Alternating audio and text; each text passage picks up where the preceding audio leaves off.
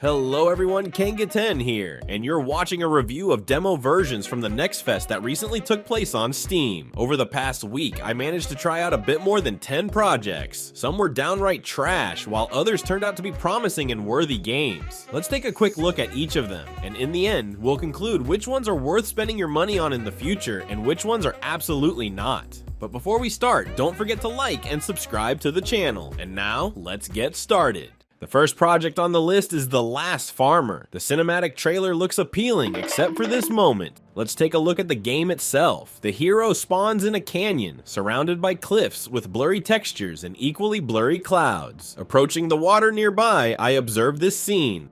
The task leads us to a workshop where we need to assemble a car. The steering wheel and one wheel are right there, but we have to look for the other parts. On the way, I encounter zombies, and I applaud this animation. I found a bottle of water. A bit later, I found a battery and an engine, but I couldn't find the last wheel, so I just ran around the empty map for 40 minutes. And by empty, I mean empty, not deserted. Occasionally, zombies spawned, and by the way, you can see their intelligence in these shots. Look at this dude.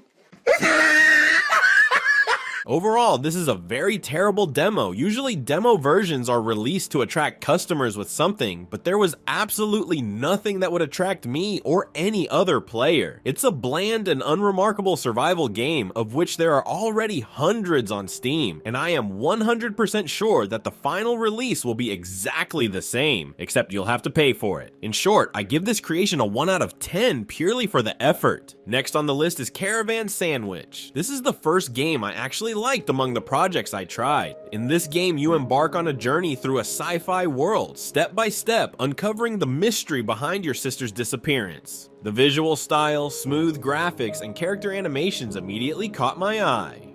In the demo, the player's task is to meet a friend, but there are several other points of interest on the map to visit. You get to drive a car, which is responsive and has physics that impressed me. Your character can also climb various obstacles, which I like. Exploring the map, you can find interesting locations and various parts to upgrade your car. After driving around different parts of the world, I proceeded to the main mission. Honestly, the game won my heart. Throughout my playthrough, I didn't encounter a single bug or FPS drop, which is a good sign for a demo. Even though I'm not usually a fan of such exploration games, there's something captivating about this one. I added it to my wishlist and will be looking forward to its release. It's very calming, laid back, and the gameplay is perfect for unwinding after a hard day's work, where you just want to sit back, relax, and escape reality. There is no exact release date yet, but I hope it becomes available for purchase soon. I give this demo a solid 10 out of 10. I'm your beast. In this demo, you'll hunt enemies from the military-industrial complex set in micro sandboxes with a stylish comic book aesthetic. The first level introduces movement basics and then combat. It seems we play as some kind of genetically modified soldier capable of moving quickly and jumping through trees. Unfortunately, I encountered a bug at the end of the first level. I threw the gun too early and the game broke. The enemy I was supposed to kill just walked back and forth, shooting at me until I died. However, after replaying it, I unlocked new levels featuring main tasks like eliminating enemies and secondary tasks like hacking 3 laptops. You can kill soldiers with your hands or by using their firearms. Overall, the game is dynamic and might interest some players.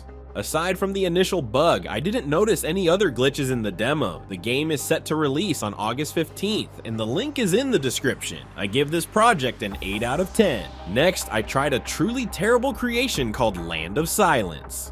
It's obvious the game was made by a self-taught developer following YouTube tutorials. At the very beginning, you can find a pistol and shoot some zombie dummies. I never quite understood what the demo wanted from me, so I wandered around the environment. I found a locked trailer in a tent nearby where I discovered a key in pitch darkness. However, the key didn't fit, or maybe I just couldn't figure out how to use it to open the door.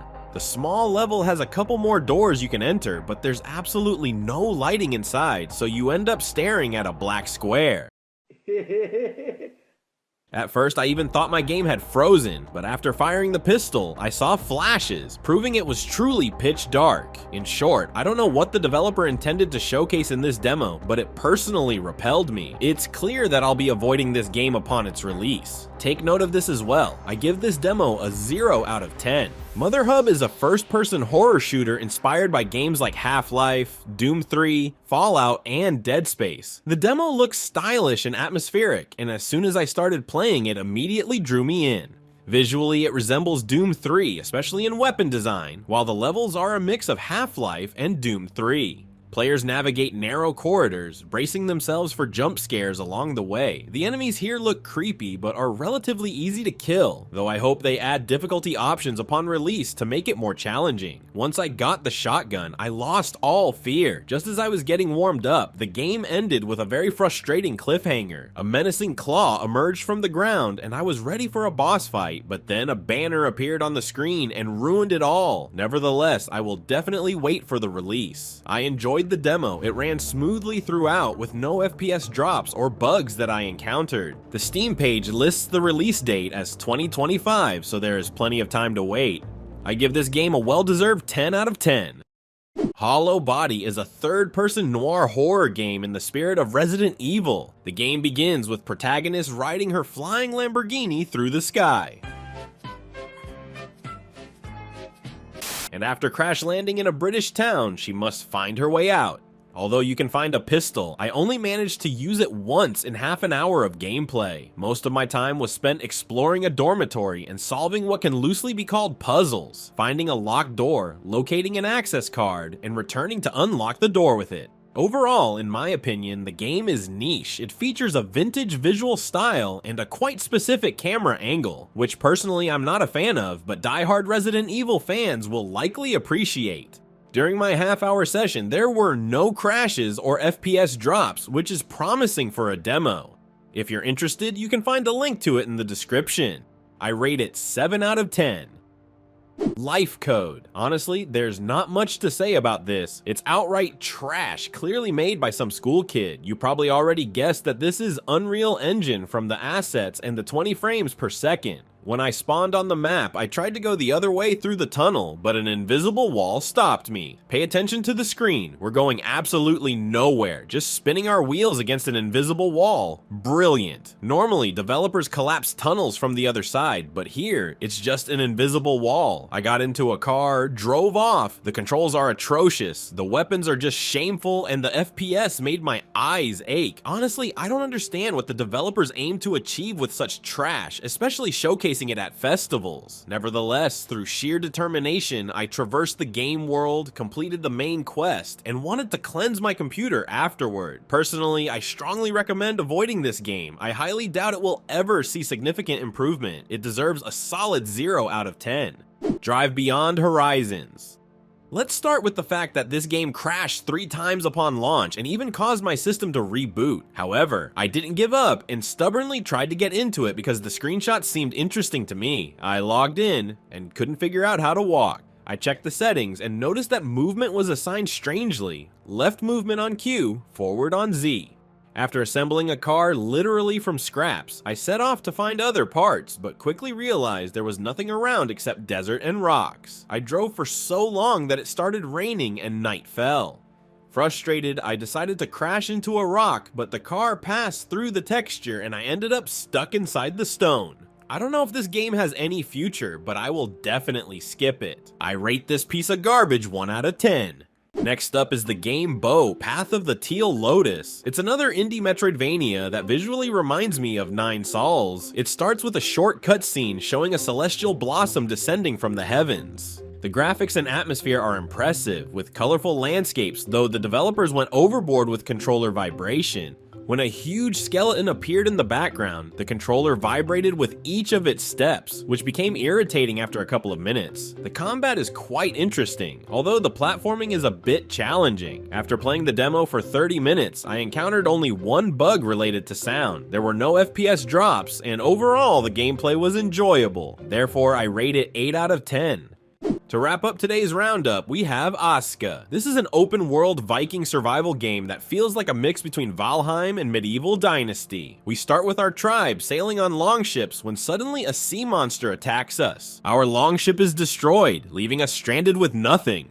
Generally speaking, the game is similar to others in the genre. First, using a special vision to scan the area, I gathered resources. With those resources, I made tools and started building a settlement. I began by making a campfire, then a shelter where I could rest and rejuvenate. Once a structure is built, you can invite a local villager to use it by sacrificing Jotun's blood, which is plentiful in this game. The invited villager can be assigned tasks and will diligently perform them. This is essentially all I managed to do during the hour I spent playing the demo. I doubt the game will be better than Valheim, but we'll see what changes are made during early access, which is already released by the time you watch this video. I give this game a solid 7 out of 10. And that's the end of this video. As you might have noticed, this festival is full of outright trash, but it's encouraging that you can still find some good projects among them. For instance, Caravan SandWitch, which had gameplay that somewhat reminded me of Stray, if you remember that game. I'll definitely be playing it upon release. It's also worth mentioning Mother Hub. Even though it initially looks like a wild indie game, I really enjoyed playing it. The demo was dynamic and interesting, and I didn't get bored. We'll see how it turns out on release. Aska looks beautiful at first glance, but we'll see what changes occurred during its early access. And also Bow, Path of the Teal Lotus, indie Metroidvania focused on platforming rather than combat. Didn't particularly appeal to me, but I'm sure there are those who will enjoy it. Let me know in the comments about other games I haven't tried, but are worth checking out. If you like this series, I'll continue making themed roundups, like the top 5 survival games or something similar. That's all for now, but as always, I won't say goodbye because I'll see you in the next video.